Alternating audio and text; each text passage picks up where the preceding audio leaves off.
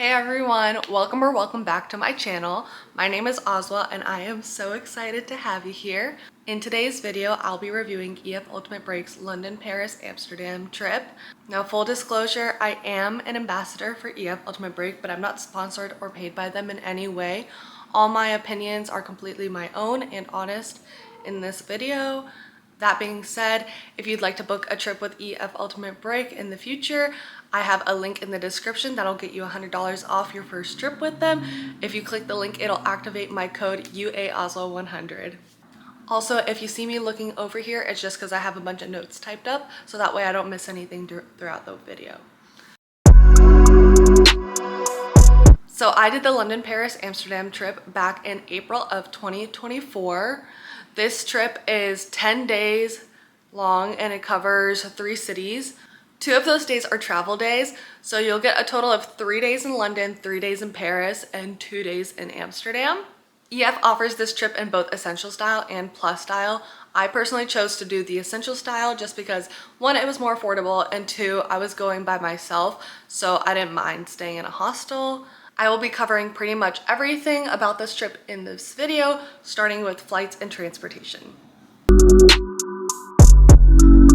One thing I really appreciate about traveling with EF Ultimate Break is they make logistics really easy.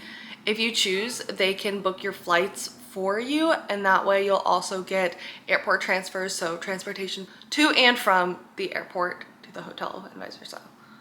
For me, they handled everything from flights, airport transfers, and transportation within and between each city, so that was a huge relief for me. For this trip, we flew into London and then out of Amsterdam. So I flew from Washington, D.C. at 6:43 p.m. and had a direct flight to London where I landed at 7:20 a.m. I did 2 EF Ultimate Break trips back to back. So instead of flying back home from Amsterdam, I actually flew to Dublin to do their Grand Tour of Ireland trip, which I will make a video about separately. Because I was doing the second trip with EF, I was able to give them a call and have them rearrange my flight. So that way I would be flying home from Dublin instead of Amsterdam. And I will cover that flight in the video I do of my review of the Grand Tour of Ireland trip. Getting around each city was super easy. EF gave us Metro cards for each city. I'm not sure exactly how much money was loaded on them, but I never ran out throughout the trip. When it was time to leave Paris and head over to Amsterdam, it was a super easy travel day. We left the hotel around 9:30 a.m., caught our train at 12:30 p.m., and then arrived in Amsterdam at 4 p.m. It was a super chill ride, and honestly, it was a great time to take a nap and just relax. The Paris to Amsterdam train day was a little bit more intense. We had to leave the hotel at 6:30 a.m. Our train left at 8:30 a.m. and we got to Amsterdam around 11:45. It was definitely an early start, but it was worth it to be in Amsterdam a little bit earlier than we got to Paris, especially because we had less time in Amsterdam. Now let's talk about where we stayed throughout the trip. In London, we stayed at St. Christopher's Inn, London Bridge. There were 4 of us per room, and we were in bunk beds, but they were comfier than I thought they were gonna be. The rooms were kind of small and we had a communal bathroom, but honestly, we weren't even in the hostel that much. The location was honestly perfect. We were in walking distance of so many things. We literally had Borough Market right down the street from us, so we ended up there a couple of times. Then in Paris, we stayed at St. Christopher's Inn, Paris Canal. In that hostel, there was 8 of us to a room, also with bunk beds. They were also pretty comfy. The room was definitely a lot more spacious than the first one. We had a lot of room in that room. With that hostel, we had a communal bathroom, but we did have a sink in our room, which helped in the mornings when we were getting ready for the day. The area itself didn't have much to do, but the canal nearby was really pretty. In Amsterdam, we stayed at the Manager Hotel City West. There was 4 people per room. There was 1 set of bunk beds and then 2 twin beds that were really close together, which was kind of weird. The room was small, but we had everything we needed in there. And the one big perk of it was we had our own private bathroom, which was a change compared to the past 2 hotels or hostels. The best part was that the metro was literally right next door, so we were easily able to get everywhere. Breakfast was provided at each hostel, which was really nice, but I will go ahead and start covering all the meals now. As for meals, like I said, breakfast was included at the hostels every day. It was pretty basic stuff everywhere, like toast, fruit, cereal, things like that. But it was nice to have something quick every morning before we headed out for the day. We also had a couple of group dinners included. So we had our welcome dinner in London at the Porcupine, which was like a little pub. The food was pretty good there. And then we had our farewell dinner in Amsterdam at the Accommodations. I don't know if I'm saying that correctly. I'll put the name up here somewhere, but that was in Amsterdam. That was also really pretty good. Our tour director actually set up for us to have a traditional French dinner in Paris. So over there, we went to this restaurant called L'Escarmouche. Also will be up here. I don't know if I pronounced that correctly, but over there we got to try a lot of cool stuff like that I hadn't tried, like escargot, frog legs, duck liver, things like that. We also did have food that we were more used to there. The cool part of this restaurant was that it was actually underground, so we didn't really have cell service, but it was a really like cool vibe. Drinks were included, and actually while we were at this restaurant, there was another EF group that was also traveling that was also down there with us, and we actually got to see a little proposal with a couple that was in the group. Next up, let's talk about excursions. On this trip, we had quite a bit of free time, so we really got to explore each city pretty freely. Starting with the activities that were included, we had walking tours included in each city. They didn't really take up too much of the day, but we really got to know each city and kind of figure out where we were in comparison to like everything that was around us and really get our bearings in each city.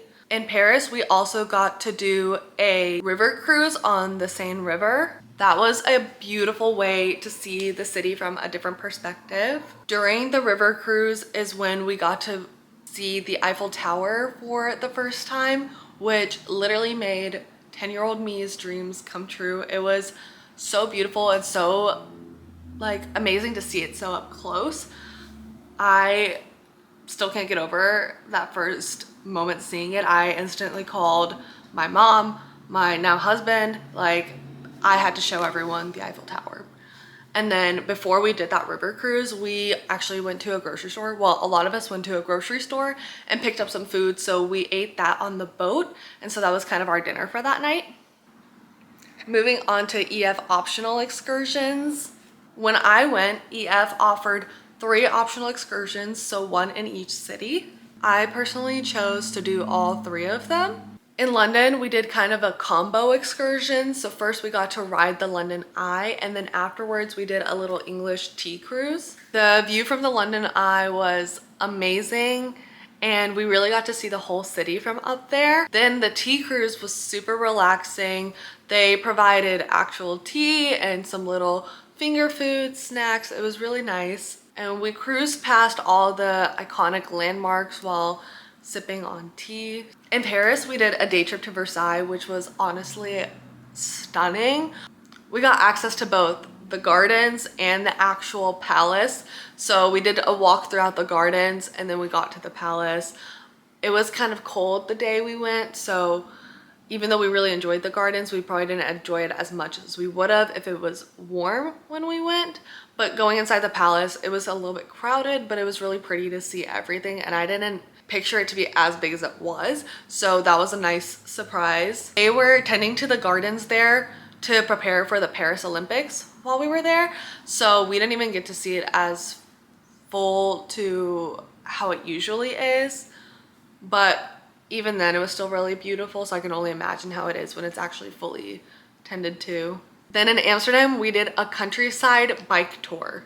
This one was probably the most outdoorsy of the 3. We biked through these cute little villages, past windmills, farms, and through fields. I didn't expect it to be as long of an excursion as it was.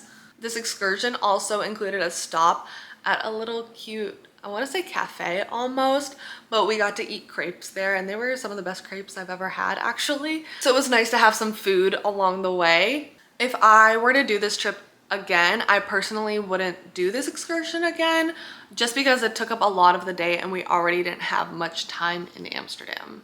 Since my trip, EF has added a few more optional excursions, including an international food tour in London. In Paris, they've added a market experience. And in Amsterdam, you can now take a stroopwafel making class. For this trip, our tour director offered 2 optional excursions of his own. In London, he didn't offer one. In Paris, he offered a cabaret show on the last night we were there.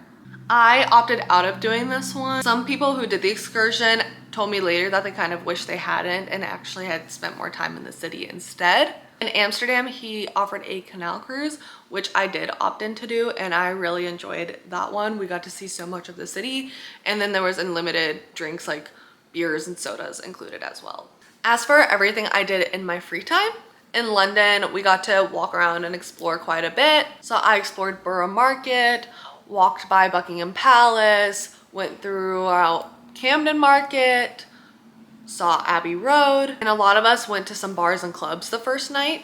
In Paris, a group of us went to check out the underground jazz club, Caveau de la Huchette, which is featured in La La Land. We walked by the Louvre, and then the last night when a bunch of the group went to that cabaret show, myself and 2 of my friends decided to have a picnic by the Eiffel Tower instead, which was really fun. In Amsterdam, I went to the Anne Frank house, the Keukenhof tulip fields, and walked through the red light district just to check it out and see what the vibes were. One of my very close friends that I made on the trip, and I actually also got a tattoo in each city. So that was my experience on EF Ultimate Break's London, Paris, Amsterdam trip. Overall, I absolutely loved this trip. It is definitely probably one of my favorite trips that I've taken with them. Only thing I would change is I wish we had more time in Amsterdam. If you're planning to take this trip or visit any of these cities, here are a few tips of mine. 1, pack light. You'll be moving around a lot during this trip, and hauling a huge suitcase throughout the train station and cobblestone streets and up and down stairs is not the move. 2, bring a universal power adapter. The one I use is on my Amazon storefront, and I'll have that linked down below. 3, take advantage of the free time. EF offers a good balance between group activities and free time, so I would make a list of things you want to do in each city and kind of rank it by priority prior to going on this trip. 4, bring comfortable walking shoes. You're doing a lot of walking on this trip, especially on the first day in each city, so you want to make sure your feet aren't hurting throughout the trip. 5, specifically if you plan to visit the Anne Frank Museum or the Van Gogh museums in Amsterdam, I would go ahead and buy your tickets ahead of time. Keep an eye on when they go on sale. I know Anne Frank drops their tickets for sale like a couple weeks, a couple months in advance, and they sell out really quick. So you really want to make sure you get your tickets ahead of time if that's a really big thing that you want to do. I hope you guys enjoyed my full review of EF Ultimate Break's London, Paris, Amsterdam trip. Be on the lookout for more travel and other videos. If you liked this video, please like, comment, and subscribe, and I will see y'all next time. Thank you.